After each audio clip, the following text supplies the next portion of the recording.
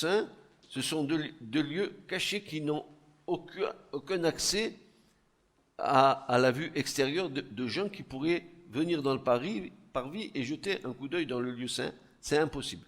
C'est clos, c'est fermé. Pour y pénétrer, il nous faut suivre le chemin qui nous est indiqué. C'est-à-dire, on ne peut pas rentrer dans le lieu saint si on n'est pas passé par le parvis. Et encore faut-il que tu aies accès au lieu saint parce que tu sers, parce que tu es un lévite, parce que tu as la sacrificature. Un profane ne rentre pas dans le lieu saint. Seule la sainte sacrificature a accès au lieu saint. Ce lieu, puisqu'il est clos, puisqu'il n'a aucune lumière extérieure, il faut bien qu'il ait une lumière intérieure. Et la lumière intérieure qu'il a, c'est le chandelier. Donc, ce lieu a besoin d'une lumière intérieure, car celle de l'extérieur ne lui est pas accessible. Cette lumière est essentielle, car elle guide tout le service à l'intérieur. Le rôle clé, c'est le chandelier. Sans la lumière du chandelier dans le lieu saint, impossible de venir alimenter l'autel des parfums, impossible de voir une parole éclairée par le chandelier. C'est toujours pareil. Si il n'y a pas la lumière du Saint-Esprit pour éclairer la parole, pour éclairer la prière, pour éclairer l'intercession, ça ne sert de rien. Cette lumière est essentielle car elle guide tout le service à l'intérieur. C'est le rôle clé du chandelier. Sans cette lumière, la table des peines propositions, la parole qui doit recevoir cette lumière pour être révélée au distribu et devenir une nourriture solide. L'autel des parfums, les prières inspirées par le Saint-Esprit. Sans lumière divine, il n'y a pas de vie. Donc, sans la lumière de Dieu, sans la vie de l'Esprit, et la parole devient une lettre qui tue, et la prière n'a aucune possibilité d'aboutir. Vous comprenez ça? Sans lumière, ton être intérieur ne peut pas être éclairé. D'ailleurs, Jésus va dire à un moment donné, si tout ton corps est dans la lumière, alors ton œil est aussi est dans la lumière, car ton œil, c'est la lampe du corps. Il le dira. Donc, plus que l'homme ou la femme que tu es est une tripartie, même si tu n'en as pas conscience, et parce que au moins tu as conscience de ton corps, puisque tu te vois à la glace, mais tu as aussi conscience que dans l'être intérieur, il y a des choses qui sont en toi, que tu ne vois pas, mais qui agissent. Tu as ton âme avec tes sentiments, puis tu as ton esprit avec lequel tu penses, et dans lequel le Seigneur va venir faire une œuvre. Or, est-ce que tu as compris que ton âme, elle est cachée? Parce que Paul dit que nous sommes le temple du Saint-Esprit. Si nous sommes le temple, nous sommes dans une division tripartie. Le parvis, c'est le corps, ce qui est en contact avec l'extérieur. Notre âme, c'est ce qui est dans le lieu saint, donc c'est l'intérieur. Et notre esprit, c'est l'intérieur. Comme dans le tabernacle. Esprit, âme et corps. Esprit, lieu très saint. Âme, tout ce qui est lieu saint. Et corps, tout ce qui est parvis. Tout ce qui est en contact avec l'extérieur, c'est le corps. D'ailleurs, vous avez vu la sollicitation du corps, n'est-ce pas, par les choses extérieures. C'est le corps, en fait, qui agit. Quand c'est déclenché dans la pensée, c'est avec ton corps que tu vas faire, avec tes mains, avec tes pieds, avec tout ce qui est ton être que tu vas agir. Le lieu saint représente une des triparties de l'homme. L'âme, c'est le lieu saint. Le parvis, le corps. Le lieu très saint, l'esprit. Ici, c'est l'atelier de la restauration de l'âme de l'homme. La restauration de ton âme se fait dans le lieu saint. Ton âme, maintenant, va être pris entre les mains de l'Esprit Saint Je ne sais pas si vous vous souvenez de certaines prédications où je vous disais que la parole de Dieu, elle divisait l'âme de l'esprit.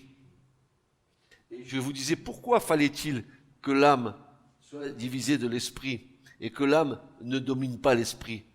Parce qu'il ne faut pas que nos sentiments dominent sur notre esprit. Et une des œuvres que Dieu fait, c'est que quand il nous fait naître de nouveau, qu'il nous donne son esprit, l'esprit qui vit en nous va nous aider à dominer une âme qui est en train d'être régénérée par le Seigneur. Vous comprenez cela? La parole de Dieu divise l'âme de l'esprit. Elle fait la séparation. Pour une bonne raison, c'est que on reconnaît, et là encore, regardez bien comme c'est, et c'est Paul qui nous donne ça dans les Corinthiens, il va distinguer 3 sortes de chrétiens. Il va dire, il existe des chrétiens charnels, des chrétiens naturels, qui vivent selon la chair. Et après, il dira, il y a des chrétiens psychiques, des chrétiens qui vivent selon leurs sentiments. Et il y en a un. Et ensuite, il y a des chrétiens qu'on appelle spirituels, pneumatikos, pneuma, esprit. On en a entendu parler dimanche, quand je vous disais que pneuma était un neutre, alors que Jésus dit que c'est genre masculin. Voilà. Donc Jésus, il est plus grand que le grec. Merci Seigneur. Alors, on voit ces choses-là et on se dit, mais on peut connaître le processus par lequel Dieu agit dans une personne. Et tu peux connaître au stade où tu en es dans ta foi et dans ta progression, à la manière dont tu sais comment réagit ton âme, ton esprit et ton corps. Tu le sais.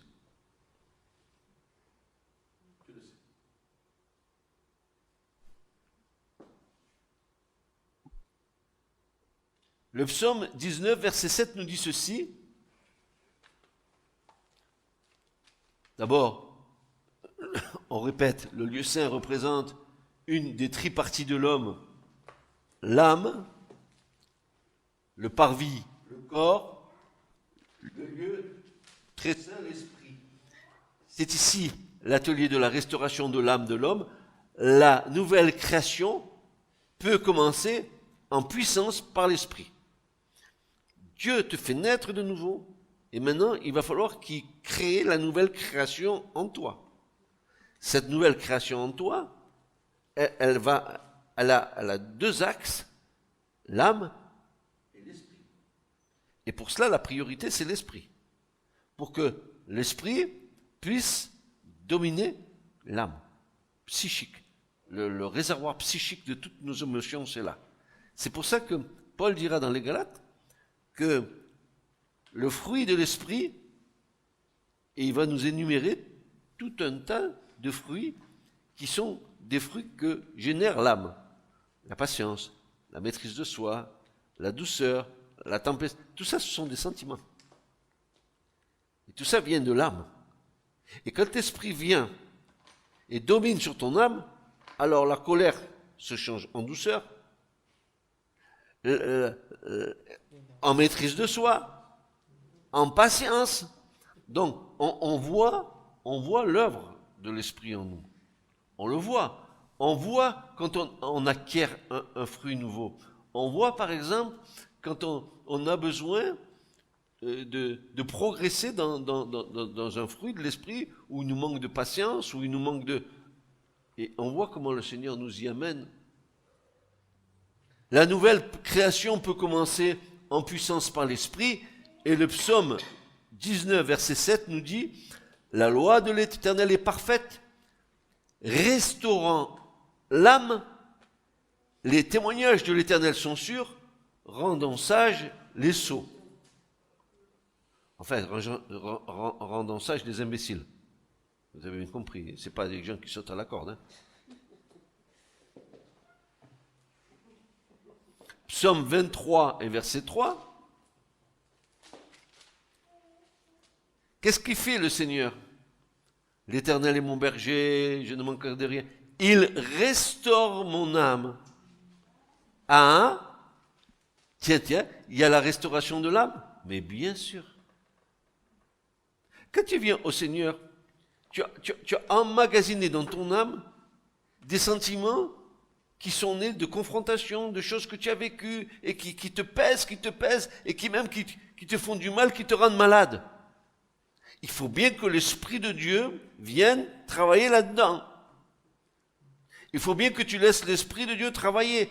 Pour que tu puisses avoir ton âme qui soit restaurée, il faut que tu sois rempli de l'Esprit. Cherche le royaume de Dieu. Cherche premièrement le royaume de Dieu et sa justice. Cherche à te nourrir de sa parole. Cherche en abondance ces choses, tu verras comment ton âme va être restaurée.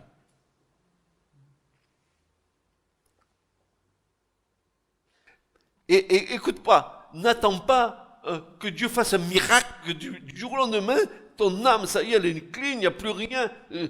C'est faux, c'est pas comme ça que ça marche dans le royaume.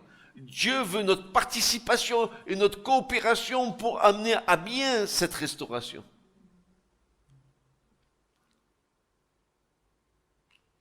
Comme dirait l'autre, ça serait trop fastoche que d'un coup comme ça, c'est terminé, plus de problème. Mais il faut vivre les problèmes. Il faut les vivre pour ensuite les comprendre.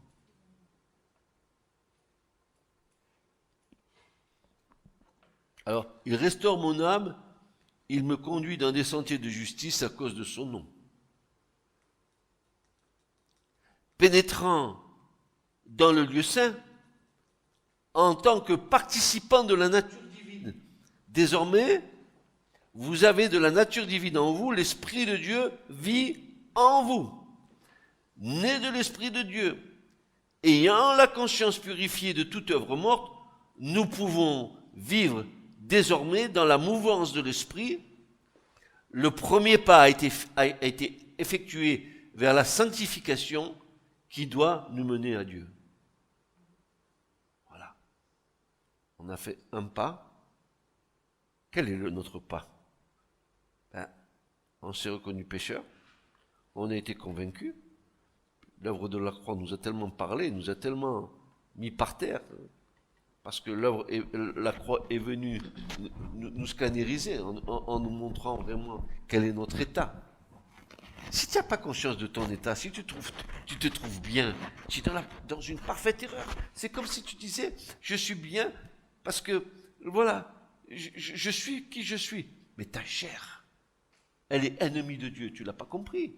Ce que tu es, ce que tu parais, ce que tu sembles être, tout ça c'est ennemi de Dieu si tu n'es pas renouvelé par l'Esprit de Dieu, que tu n'es pas né de son esprit.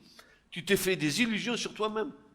Ça va tenir pendant un certain temps, ton illusion, puis ça va tomber comme un château de cartes.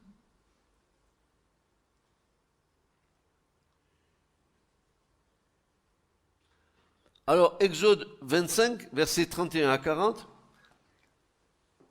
Dieu dit à Moïse, tu feras un chandelier d'or pur.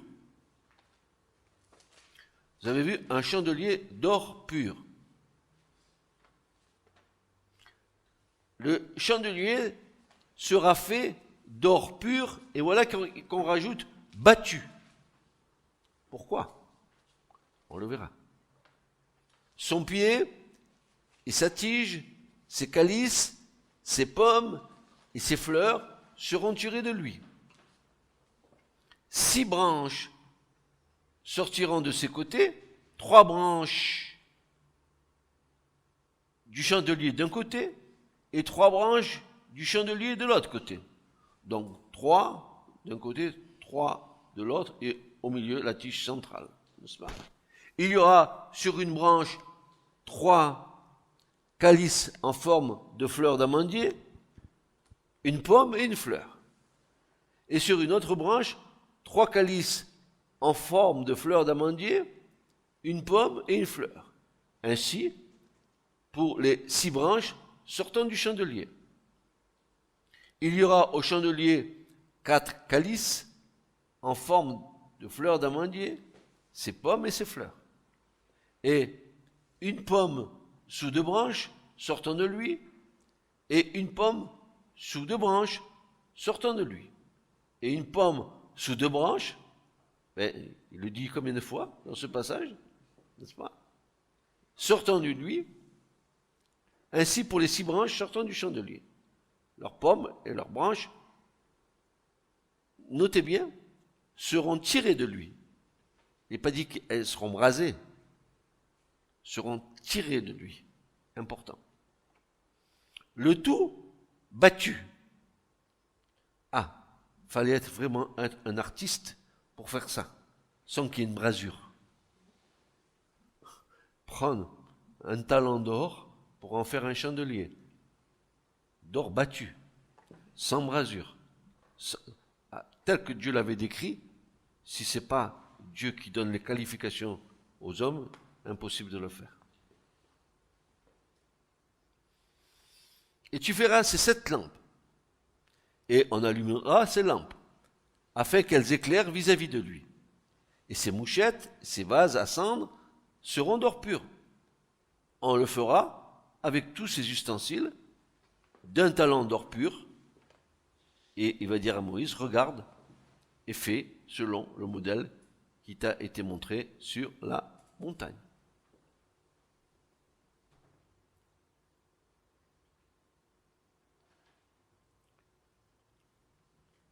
Donc, nous voici dans la présence du chandelier, en hébreu Maor.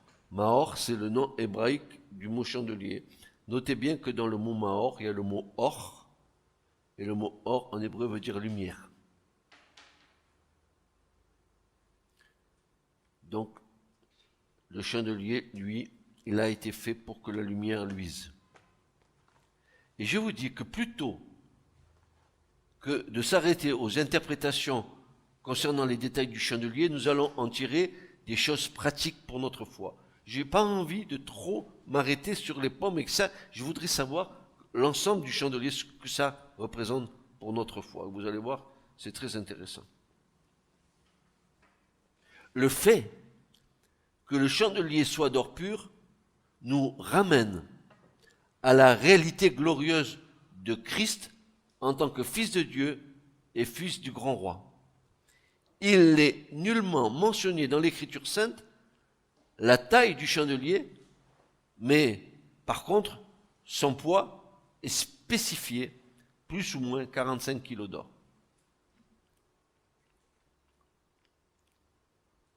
Pourquoi on nous dit ça? Pourquoi on nous donne le poids du chandelier?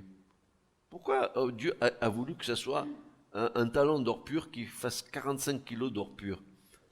Nous savons comment ils ont eu tout cet or et cet argent quand ils sont sortis d'Égypte, que les Égyptiens leur ont donné des plats pour qu'ils partent, pour que Dieu arrête de mettre des plaies sur l'Égypte. Eh bien, tout vrai serviteur de Dieu, je répète, tout vrai serviteur de Dieu, ainsi que ceux qui exercent le service, doivent être marqués par un poids moral.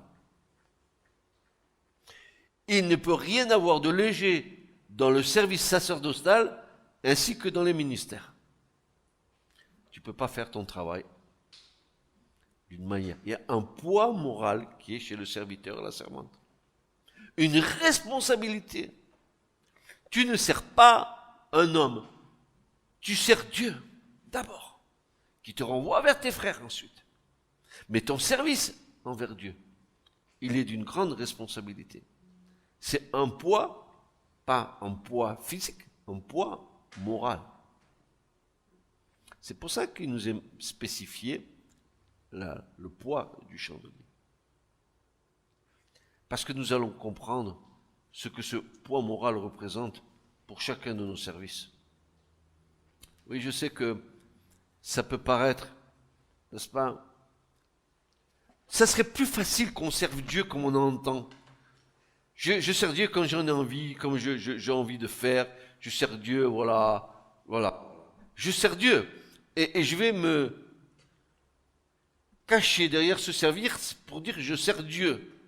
Mais si je sers Dieu à ma manière, je risque d'être désapprouvé de Dieu. Que ce soit pour moi ou pour ma femme, Yvette, et pour vous, est-ce que j'aurais usé de légèreté dans les choses que Dieu m'a confiées? j'ai une responsabilité morale en tant que serviteur.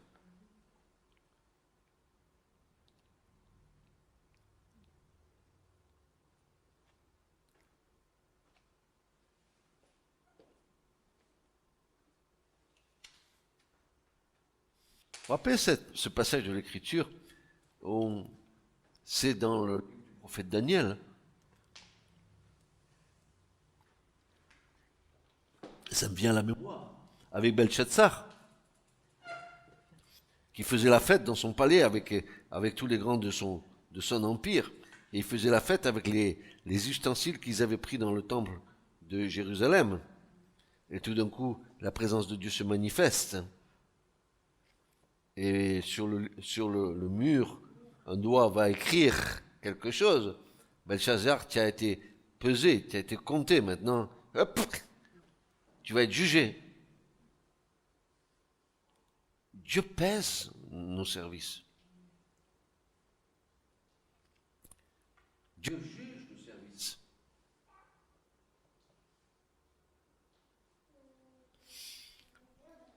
La qualité de nos services dépendent de l'amour qu'il y a dans notre cœur pour le Seigneur. Je sers Jésus parce que je l'aime. Je ne sers pas parce que je dois servir. Je ne sers pas parce que je suis dans l'église, j'ai un service dans l'église, où je fais ci, où je fais ça, où je fais l'autre. C'est pas ça le problème. Le problème, c'est que ce que je vais faire, je le fais pas. Amour pour lui. Pas pour être plaisant au pasteur, pas pour être plaisant à mes frères et sœurs. Je le fais parce que je veux être agréable à Dieu. Et si tu es agréable à Dieu, tu seras agréable à tes frères. C'est logique. Hein. Alors il nous est dit qu'il était fait d'or battu au marteau. L'or battu était le résultat d'un travail de patience et d'habileté contrastant avec le veau d'or qui avait été fondu dans un moule. Vous vous rappelez, le veau d'or, Aaron l'avait fondu dans un moule. Là, c'est pas un moule. Là, c'est qu'il faut que tu le travailles. Il faut que tu lui donnes une forme, pas une uniformité. Que tu lui donnes la forme que Dieu veut. Ce qui est idolâtre, ou selon la pensée de l'homme, peut être rapidement fondu en une forme. Mais de ce qui est de Christ, dans la puissance de l'esprit, il faut de l'or battu et de l'huile broyée.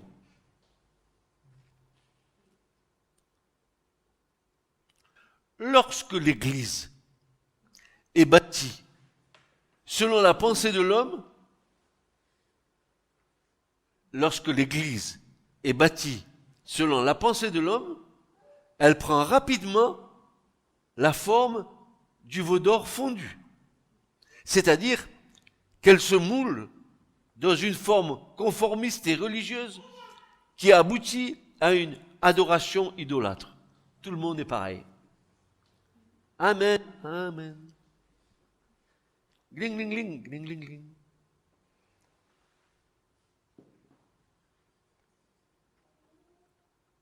C'est de la même manière qu'Aaron a conduit le peuple d'Israël dans cette fausse adoration du veau d'or.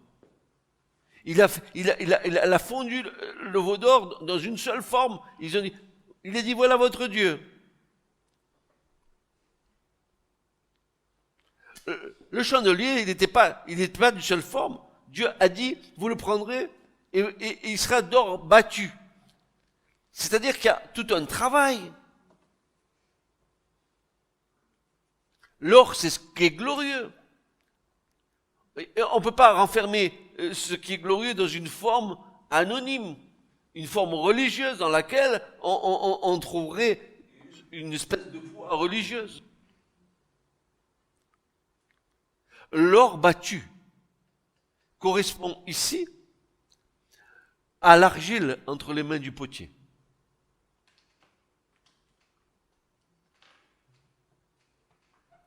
Qu'est-ce que vous croyez que Dieu fait avec nous? Nous sommes de l'argile. On a un petit cantique qui dit, nous sommes l'argile, tu es le potier. Tu nous formes, tu fais de nous des vases d'honneur. Tu nous donnes à chacun une forme différente pour qu'on contienne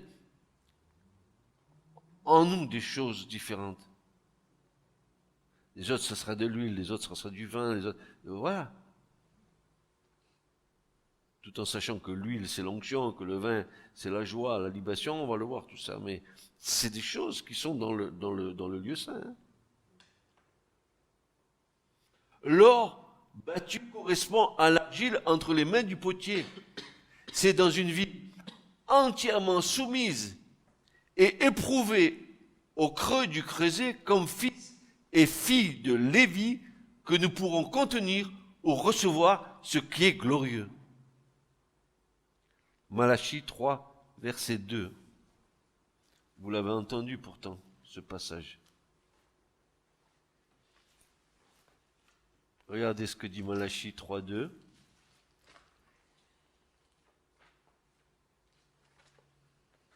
Il est dit, mais qui supportera le jour de sa venue et qui subsistera lorsqu'il se manifestera? Car il est comme un feu d'affineur et comme la potasse des foulons. Il s'assiera comme celui qui affine et purifie l'argent. Il purifiera les fils de Lévi et les affinera comme l'or et comme l'argent, et ils apporteront à l'Éternel une offrande en justice. Est-ce qu'on se laisse purifier par le Seigneur? Est-ce qu'on se laisse affiner par lui? Est-ce que l'affinage, vous savez ce que c'est que l'affinage? Pour affiner de l'or, il faut monter l'or à une haute température pour que toutes les scories sortent de l'or et qu'on les quitte. Ça ne nous parle pas à ça?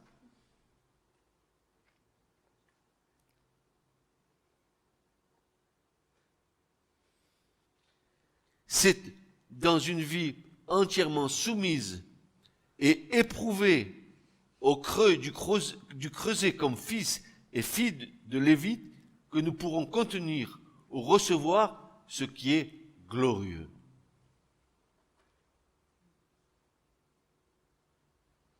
Et là, on va regarder un psaume qui est très intéressant, c'est le psaume 92, et à partir du verset 10, pour voir ce que David dit.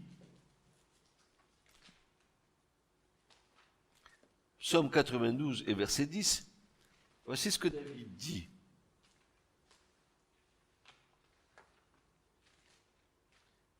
Mais tu élèveras ma corne comme celle du buffle, et je serai oint d'une huile fraîche. Donc, David dit, rends-moi puissant. La corne, c'est un mot de la puissance. Comme le buffle, un buffle hein, qui l'arrête quand il est lancé à grande vitesse, rien ne lui résiste, n'est-ce pas? Il dit, je serai oint d'une huile fraîche. Second dit, je serai arrosé avec une huile fraîche. Et pour une meilleure compréhension, on va voir la signification de oindre. C'est pas oindre comme on croit que c'est une onction d'huile qui est versée sur toi. Ici, il y a un verbe qui est spécial en hébreu, qu'on retrouve uniquement que dans le Lévitique. C'est le verbe balal. Mais balal veut dire pétri, mêlé, mélangé. Quand David il dit je serai oint d'une huile fraîche, il est en train de nous dire que toute ma personne, tout mon être entier, soit pétri dans l'onction de Dieu. Tout mon être entier, dira David. Oui, tu élèveras ma corne comme celle du buffle, et David pourrait dire, je serai pétri, arrosé d'une huile fraîche. C'est exactement la même chose qu'on a dans l'Écriture, dans le Lévitique, quand Dieu dit de faire en libation, n'est-ce pas, d'apporter du vin en libation et de faire la présentation du gâteau hein, de farine qu'on doit présenter à Dieu, l'oblation. Et l'oblation, elle est comme ça, c'est de la fine fleur de farine dans laquelle on met de l'huile dedans et on pétrit, on la pétrit pour qu'elle devienne un gâteau, et ensuite on la passe au feu. Ben, c'est exactement pareil. Jésus, c'était cette fine fleur de farine et qui est pure, sans tache, qui est venue.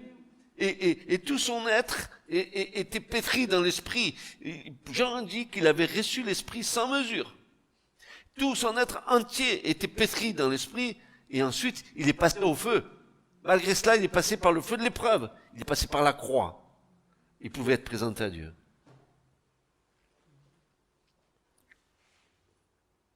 Vous comprenez cela? Ça, c'est ce que dit l'Écriture. C'est ce que nous enseigne l'Écriture.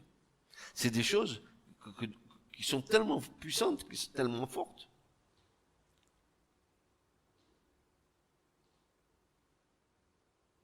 En fait, David voulait nous faire comprendre que tout son être était pétri et arrosé du Saint-Esprit.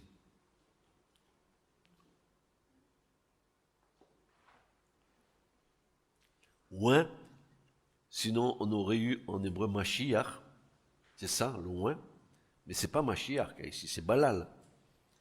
Et Balal, c'est un verbe hébreu qui veut dire pétri. J'étais pétri d'une huile fraîche, d'une onction fraîche. Tout mon être entier. En fait, moi j'ai cette image que tout l'être de David suintait de l'esprit. Il était rempli du Saint-Esprit.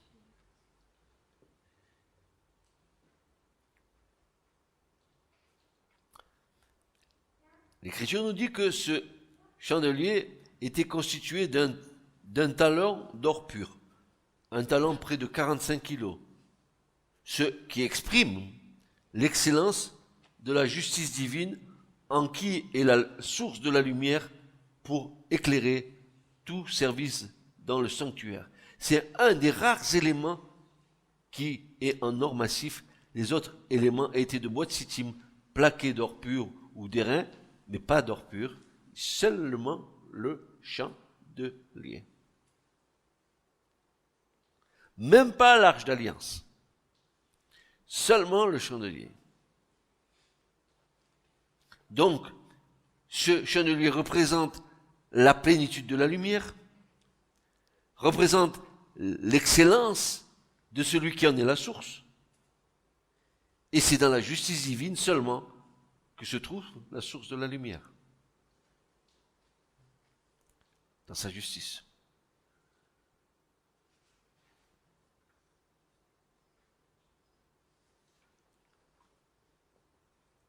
Le pied du chandelier, le pied.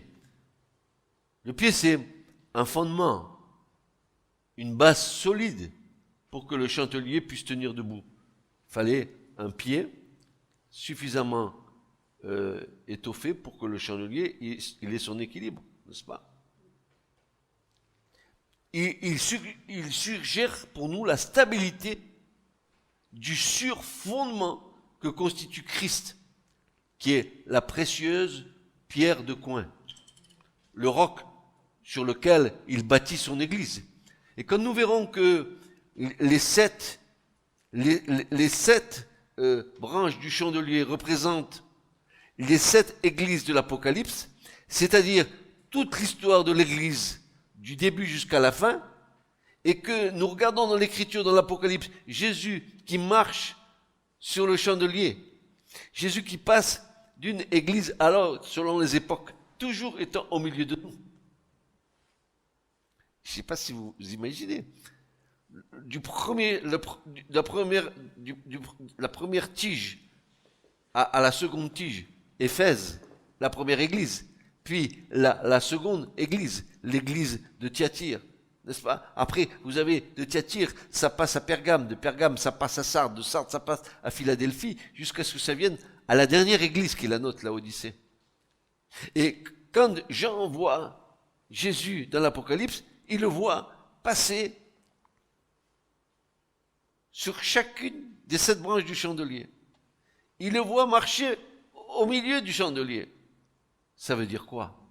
Ça veut dire que Jésus, selon toutes les générations qui sont passées, a toujours été au milieu de son église. D'ailleurs, quand vous regardez ce que Jésus dit aux églises, là où tu es, j'ai contre toi qu'il y a ça, ça et ça et ça. Après, il va à l'autre. Ce que j'ai contre toi, c'est que tu as fait perdu la flamme de ton premier amour. Repends-toi. Là où tu es, c'est qu'il y a des apôtres qui se disent apôtres et qui sont trouvés menteurs. Là où tu es, là il y a le trône de Satan à Pergame. Là où tu es, il n'y a que 2 églises qui n'ont pas de reproche de la part du Seigneur. 2 églises. Mais les autres, si vous prenez alors la dernière, la Odyssée, la nôtre, c'est une vraie catastrophe. Donc, non seulement le chandelier à nous éclairer sur le fait que Jésus est la lumière du monde et qu'il éclaire toutes choses et que c'est normal que dans le sanctuaire, cette lumière, c'est lui qui éclaire. C'est lui qui éclaire la parole, c'est lui qui éclaire notre prière, c'est lui qui... Quand vous priez, dites ainsi, notre Père qui est dans les cieux, que ton nom soit sanctifié. Quand tu es devant la parole, c'est la lumière de l'Esprit qui vient, qui va t'enseigner. Le Saint-Esprit vous enseignera les choses, il vous rappellera les choses que je vous ai dites, il vous les transmettra. Tout ça, c'est la vie de l'Esprit dans laquelle nous sommes dans le lieu saint.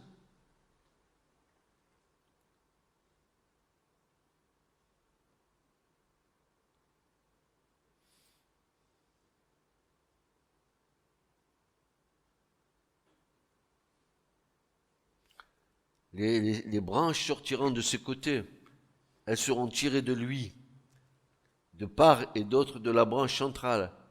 Elles ne sont pas collées ou vissées, elles sont tirées de lui, elles sont sa nature. Ça veut dire que les églises sont de la nature de Christ, malgré que nous soyons des humains, des hommes et des femmes. Mais Dieu veut communiquer, Jésus veut nous communiquer sa nature à chaque mouvement de l'histoire de l'Église.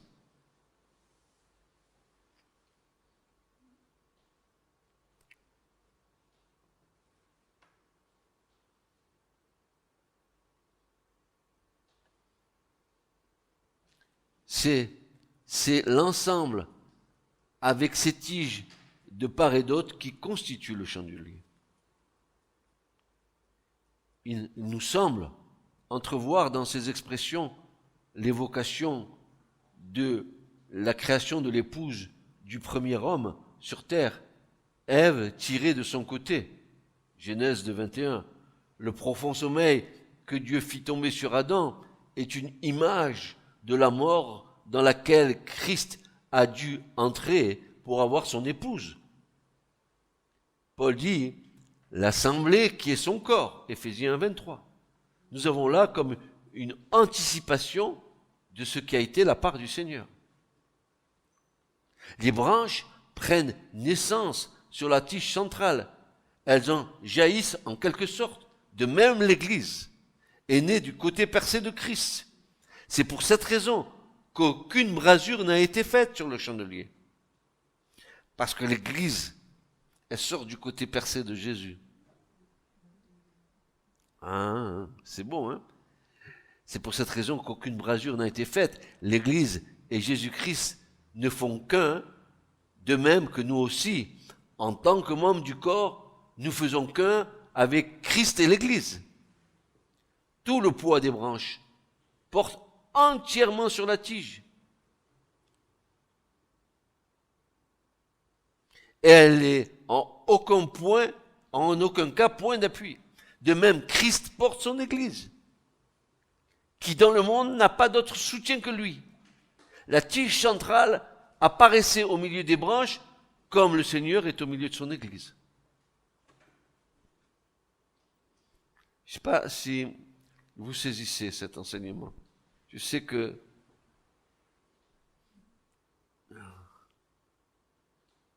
il y a trop de choses là-dedans qui mériteraient que nous puissions nous arrêter plus longtemps.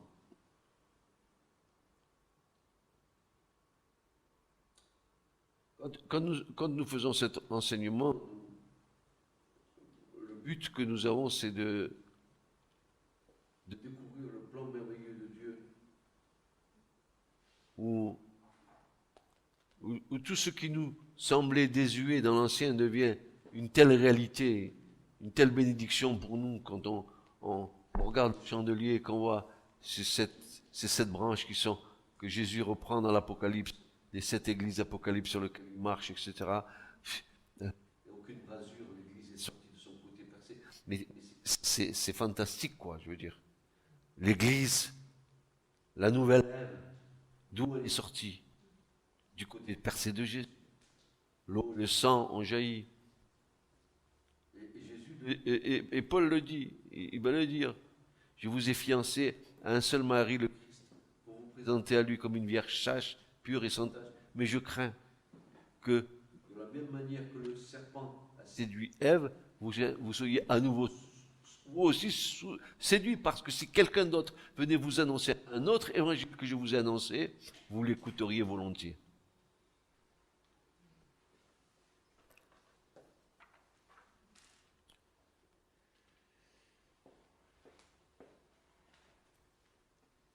Et vous avez vu que les branches étaient creuses. Elles communiquaient entre elles, les 7 branches.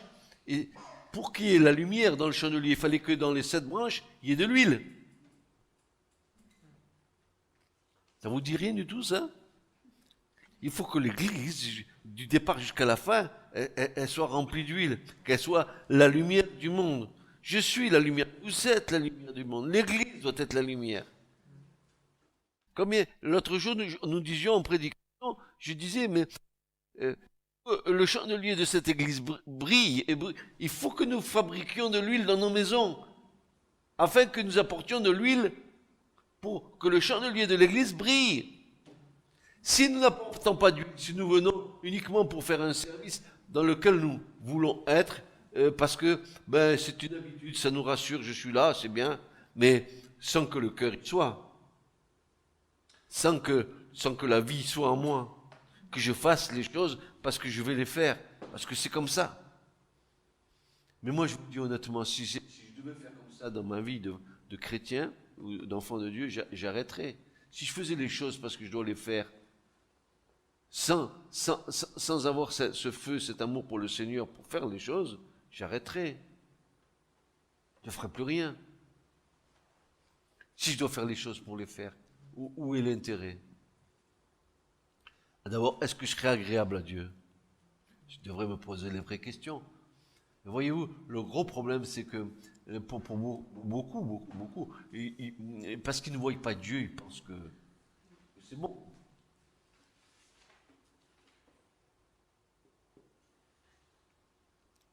Mais l'Écriture dit qu'un jour, tout homme devra rendre compte de ses œuvres.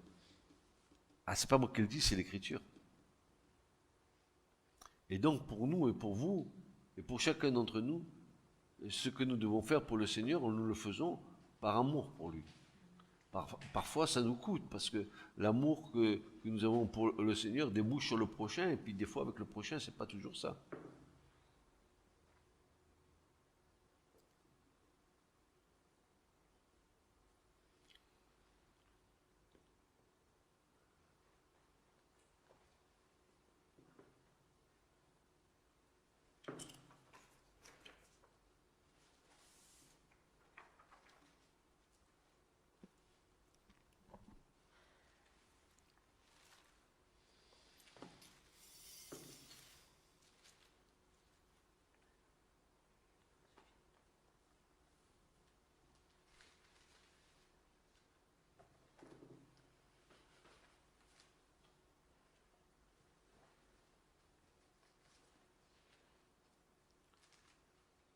Regardez ce que dit l'Apocalypse à partir du chapitre 1, verset 20.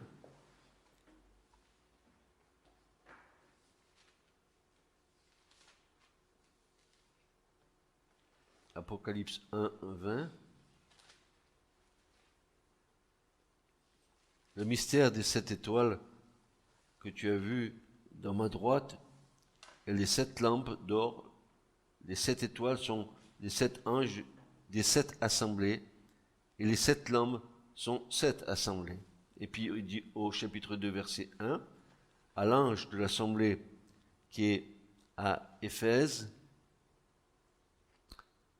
écrit, voici ce que dit celui qui tient les 7 étoiles dans sa droite, regardez ce qu'il est dit, qui marche au milieu des 7 lampes d'or.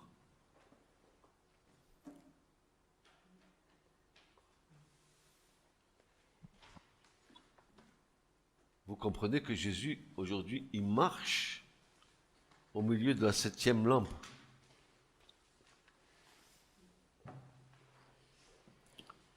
On peut se poser des questions, n'est-ce pas? Aurions-nous toutes les réponses? Certainement pas. Mais en tout cas, c'est suffisant pour que ça parle à nos cœurs et que nous puissions, vous et moi, essayer de servir le Seigneur avec amour. Car sans amour, il n'y a rien.